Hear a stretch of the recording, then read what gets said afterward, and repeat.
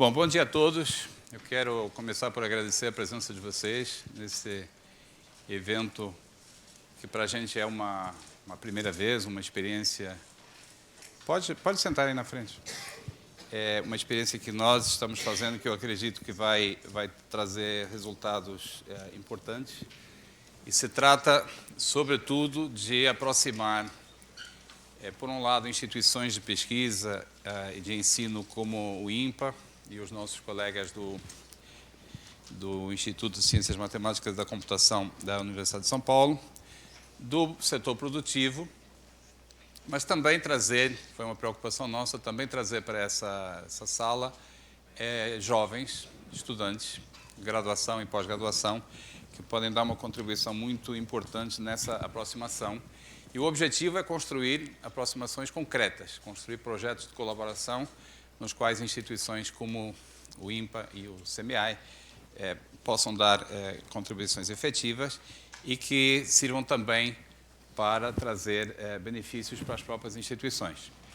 Eu estou aqui num papel duplo nesse momento, Marcelo Viana, diretor do INPA, então eu estou abrindo desse modo informal, mas eu vou fazer também a primeira apresentação. Você pode colocar, por favor, John?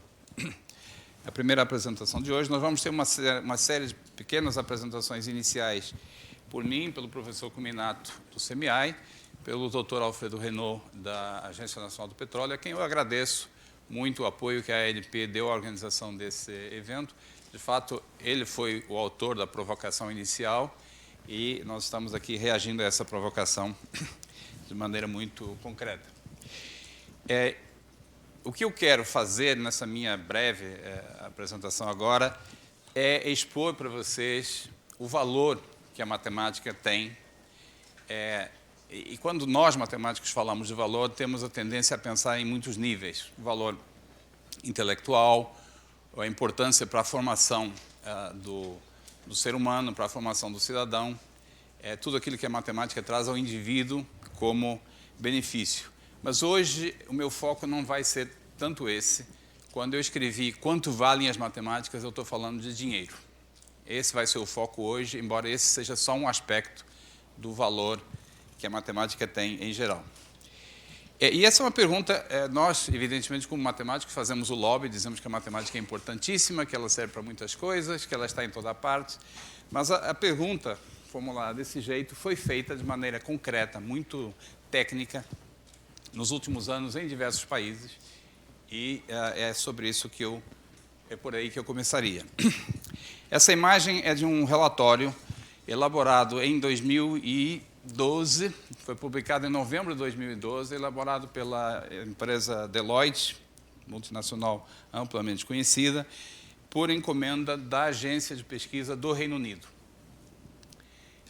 medindo os benefícios econômicos das ciências matemáticas, da pesquisa em ciências matemáticas no Reino Unido. Esse é o título, é um relatório de algumas 100 páginas. Eu vou extrair a parte principal do sumário executivo desse relatório. Primeira contribuição, a matemática contribuiu em 2010 com 1,8 milhões de empregos no Reino Unido, e isso corresponde a um pouco mais de 10% da força de trabalho produzida dos empregos criados no Reino Unido nesse ano. 10%. Em termos materiais, a matemática contribuiu com 208 milhões de libras, o que é essencialmente 16% da riqueza produzida no Reino Unido nesse ano. 16%. Isso é medido em termos do GVA, Gross Value Added, que é uma espécie de PIB. A diferença é que no PIB você só conta o que foi produzido, não leva em conta o quanto custou. O GVA é a diferença. Você olha quanto foi produzido, subtrai custos, por exemplo, importações. Então, é o valor que, de fato, foi acrescentado à economia britânica nesse ano. 16% teve origem em atividades... Pois não? Isso. Eu estava olhando aquele número com suspeita. Esqueçam 1 milhões e foquem no que importa. 16% da economia britânica resultou de atividades ligadas à matemática. Além disso, e essa é a última linha dirigida aos mais jovens aqui, a produtividade das profissões com alto teor de matemática é o dobro da média da produtividade no país. Produtividade também significa salário. Então, são empregos extremamente bem pagos, o dobro da média nacional. Quando esse estudo saiu, eu acho que surpreendeu muita gente. Acho que, para começar, surpreendeu a nós, matemáticos. Nós sabíamos que a matemática era importante, mas não tínhamos ideia que fosse tão importante assim. E, felizmente, outros países tomaram iniciativas semelhantes. Essa é a capa do estudo Ciências Matemáticas e seu valor na economia da Holanda, publicado em janeiro de 2014. A importância das ciências matemáticas e físicas na economia da Austrália, publicado em março de 2015. Estudo do impacto socioeconômico da matemática na França, publicado em maio de 2015. Impacto socioeconômico da pesquisa e tecnologia matemática na Espanha. Esse foi publicado em abril de 2019, pouco menos de um ano. Todos esses estudos, realizados nesses 5 países, chegam a conclusões muito parecidas. Há variações. Na França não é 16%, é 15%, não são 10% dos empregos, são 9%, mas todos eles demonstram de maneira cabal o peso que a matemática pode ter na economia de um país. Eu vou realçar uma sutileza aí, porque eu acho que ela é importante para a experiência brasileira. Vou focar o caso espanhol. No caso da Espanha, que é o mais recente e talvez seja o mais próximo da nossa realidade, a contribuição da matemática, isso é relativo ao ano de 2016, foi de 6% do total de empregos na Espanha e, em termos do GVA, é 10,1%.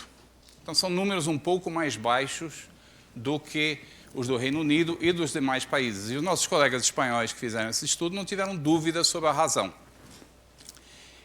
Por um lado, a produtividade das profissões fortemente matematizadas na Espanha é tão alta quanto nos outros países. A razão da diferença é o fato de que a economia espanhola, para mim, eles disseram nos seguintes termos: está mais atrasada do que a economia desses outros países. No relatório foi escrito de maneira um pouco mais elegante, a estrutura não utiliza tanto, etc. Ou seja, a Espanha se beneficia em larga medida da riqueza que a matemática pode criar, menos que os outros países, porque a sua própria economia não está devidamente estruturada para tirar esse proveito. Claro que o país que nos importa é esse aí. E sobre esse país nós não temos dados. Então eu não vou aqui proclamar qual é o peso que a matemática tem na economia brasileira. Se for, o jeito como eu gosto de contar publicamente se for 15%, dá R$1 trilhão. Se for 15% do PIB, dá R$1 trilhão por ano. Eu não acredito que seja, mas uma coisa que a gente é mais ou menos clara, e é talvez a principal mensagem minha aqui, é que há um enorme potencial a explorar nesse sentido, e no que toca à expertise, o Brasil dispõe de excelentes instituições, dispõe dessa expertise matemática para realizar esse potencial. E 2 dessas instituições estão representadas aqui hoje. O professor Cominato vai falar daqui a pouco do CMI. Eu quero falar sobre o INPA. Vou ser muito rápido, porque, de fato, a nossa principal vitrine é o conjunto de palestras que vão acontecer ao longo do dia. Para quem não conhece o INPA, nós somos uma instituição considerada de excelência na pesquisa matemática. É um quadro que eu peguei comparando parâmetros de qualidade da nossa pesquisa com instituições renomadas no exterior e com as quais o INPA pertence essencialmente ao mesmo grupo. Temos na casa um dos melhores matemáticos do mundo, Arthur Ávila, ganhador 6 anos atrás da medalha Fields, o prêmio mais consagrado da área, e temos uma posição de destaque do plano internacional, em particular, 2 anos atrás, 1 ano e meio atrás, organizamos o principal congresso, o Congresso Internacional de Matemáticos, o principal congresso da área. Somos uma casa com a preocupação de realizar também pesquisa experimental, e isso é feito aqui por meio de 3 laboratórios: Laboratório de Visão e Computação Gráfica, o Laboratório de Dinâmica dos Fluidos e o Laboratório de Modelagem Matemática Aplicada, em vários setores de atividades com aplicações práticas. Somos um centro de formação, essencialmente de pós-graduação, de mestres e doutores. Ainda somos o maior centro de formação de mestres e doutores em matemática no Brasil. E o que esse mapa mostra, e esses dados, é a distribuição geográfica dos nossos egressos do doutorado no mundo. Somos uma instituição que exporta, tentamos exportar pouco, porque nós preferimos que os nossos egressos fiquem no Brasil, mas somos uma instituição que exporta doutores para a maioria dos principais países no mundo. Esse é o local onde os nossos egressos estão trabalhando. Claro que o Brasil aparece aqui com destaque, com 352, que é bem mais da metade dos nossos egressos. Igualmente importante, nós temos acesso a uma fonte inesgotável de talentos, porque nós organizamos todos os anos a Olimpíada Brasileira de Matemática. Os números que são impressionantes estão aí, são os números relativos à Olimpíada de 2019, que contou com a participação de 18 milhões e meio de alunos. De fato, há que somar a esse número mais 1,5 milhão que participam na Olimpíada dos Pequenininhos, na Olimpíada de 4º e 5º anos, muito perto de 20 milhões de crianças e jovens que participam todo ano na Olimpíada. E o ano passado nós quebramos o recorde do número de escolas que participam na Olimpíada e o número de municípios. Com exceção de 16 municípios, todos os demais participaram na Olimpíada no ano passado, nesse nível. E se vocês estão se perguntando por que esses 16 não participaram, a maioria é porque não tem escola de ensino fundamental 2 e ensino médio. Então, é uma iniciativa essencialmente universal dentro do panorama da nossa educação básica. E os egressos da Olimpíada, os ex-medalhistas, apresentam inúmeros exemplos de carreiras de sucesso dentro e fora da academia, porque apenas uma minoria permanece na academia, como deveria ser. Nós somos também, no plano jurídico, desde o ano 2000, classificados como uma organização social. Frequentemente apontada como um exemplo de sucesso do modelo de organização social. Nós temos um contrato de gestão assinado com o Ministério da Ciência e Tecnologia e desde o ano 2014 participa nesse contrato de gestão também o Ministério da Educação, o MEC, como interveniente. E o fato de sermos uma organização social nos dá características distintas da maioria das instituições acadêmicas no Brasil. Nós temos uma grande capacidade para sermos ágeis. As decisões são tomadas na instituição, não dependem de instâncias superiores, exceto a mais importante de todas, que é o orçamento, mas nós temos autonomia para captar recursos e eu coloquei ali captar expertises. Captar expertise significa trazer à colaboração nas nossas atividades toda a comunidade brasileira, que já participa de maneira importante na Olimpíada, e a presença de gente jovem aqui, vinda de inúmeras instituições, é um exemplo do que eu quero dizer com a nossa capacidade para captar expertises. Nós temos flexibilidade e economicidade na gestão. Só para dar uma ideia do que isso significa, nós já ganhamos elogio do TCU. E nós temos acesso, diretamente ou indiretamente, a pessoal técnico e científico e tecnológico de padrão internacional. Em particular, as nossas contratações de pesquisadores aqui são feitas por meio de chamadas internacionais. Nos últimos 4 anos, nós contratamos 6 novos pesquisadores para casa. Então, essa é a instituição INPA que eu estou apresentando para vocês. Eu vou encerrar a minha